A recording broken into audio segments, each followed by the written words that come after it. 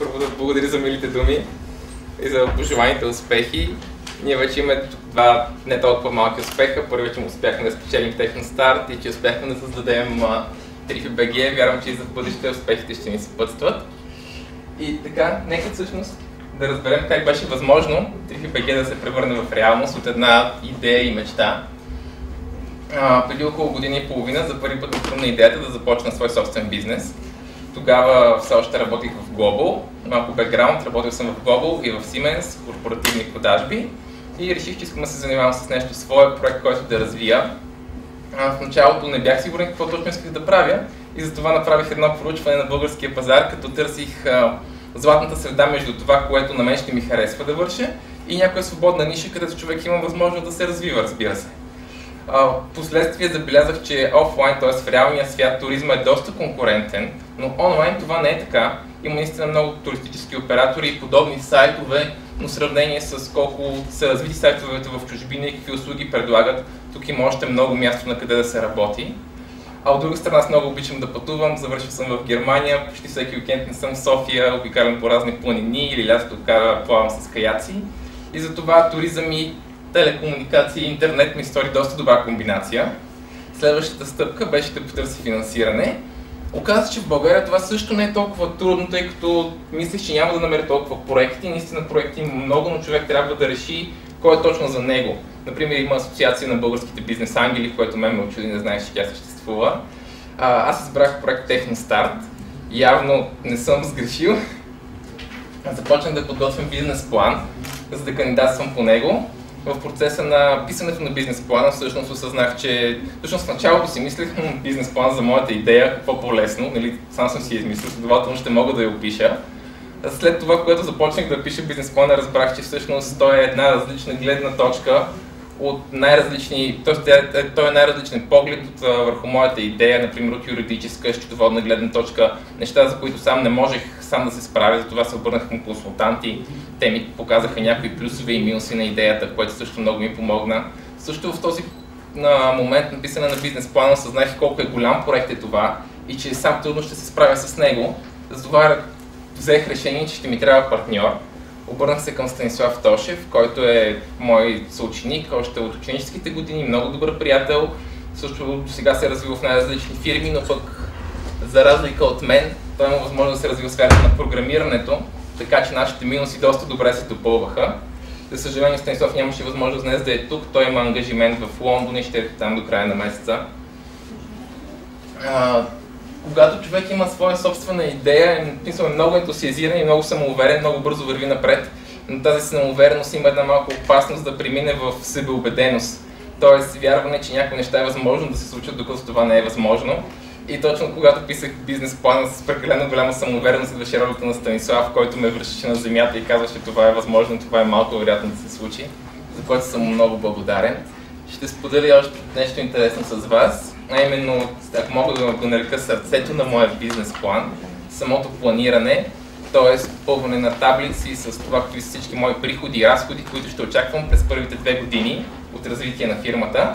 Честно казвам, това беше много забавно, тъй като си определяш, накрая на първата година ще си увелича заплатата, накрая на първата година и половина отново и какви други разходи пък съответно ще идват. Но всъщност не беше толкова и забавно, защото първите 4 пъти, когато попълвах тази таблица, аз фалирах на хартия. Тоест имах доста грешна представа за това как трябва да се случват последователно събитията. Попълвах още много пъти, докато накрая, наистина, на края на втората година имахме една финансова стабилност, не съмнение за това какво ще се случи. Съответно, това се случи ноември месец миналата година, предадохме бизнес плана. В февруари месец бяхме уведомени, че ще имаме защита пред комисия на бизнес плана, тя също мина добре. И в началото на март месец 2009 спечелихме Техностарт. Естествено бяхме много щастливи. Още същия месец регистрирахме фирмата TrifyBG ООД и започнахме да работим по интернет сайта. Днес, 8 месеца по-късно, той е вече готов и сега ще започне неговото представяне. Ще направя началото с едно клипче.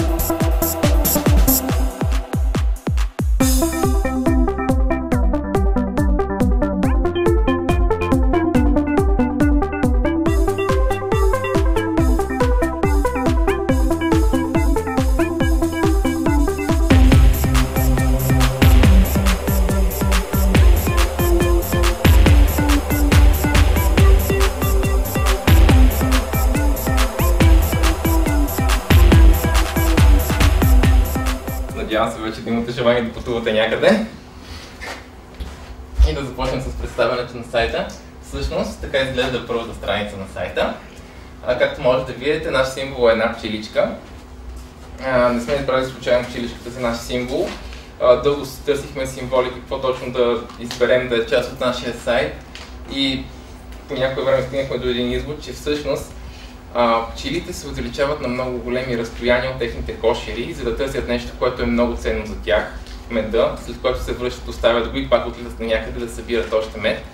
Ние хората правим нещо подобно. Ние се отличаваме на много голямо разстояние от нашите домове, за да събираме нещо, което е много ценно за нас, нашите спомени. Връщаме се, събираме ги някъде в къщи, снимки, видео, разказчета и при първа възможност пак отиваме някъде да събираме спомени.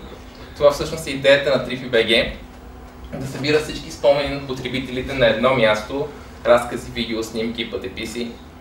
И също една допълнителна цел, която решихме, че ще е много полезна, да улеснява организирането на всички пътувания и намираме повече информация за тях. Съответно, сайтът има 4 основни части. Първата е графа оферти, където всеки може да намери оферти за своето пътуване, да речем, че търсим някаква екскурзия за Виена, човек може тук да използва нашата търсачка и да намери някаква оферта на туристическите агенции. Втората част е пътеводителят, когато човек вече е решил къде иска да ходи. Тук може да намери най-различна информация за тази дестинация. Информацията може да е както и статистическа, какво е населението на даден град, колко е голям, какви езици се говорят там. Така и от друга страна съвсем практична, какво да се посети или какви местни блюда да се опитат. Следва любимата ми част, моят Trippy, където всъщност се прави организирането и планирането на екскурзии. След малко ще разкажа повече за нея. И естествено в интернет никой не е сам, не е сам и на нашия сайт. В нашата малка социална мрежа, която се казва TrippyLand, всеки има възможност да се свържи със своите приятели, дори те да са в други социални мрежи и да обменя своите спомени с тях. Нека да започнем. Това ще да го забравя за малко.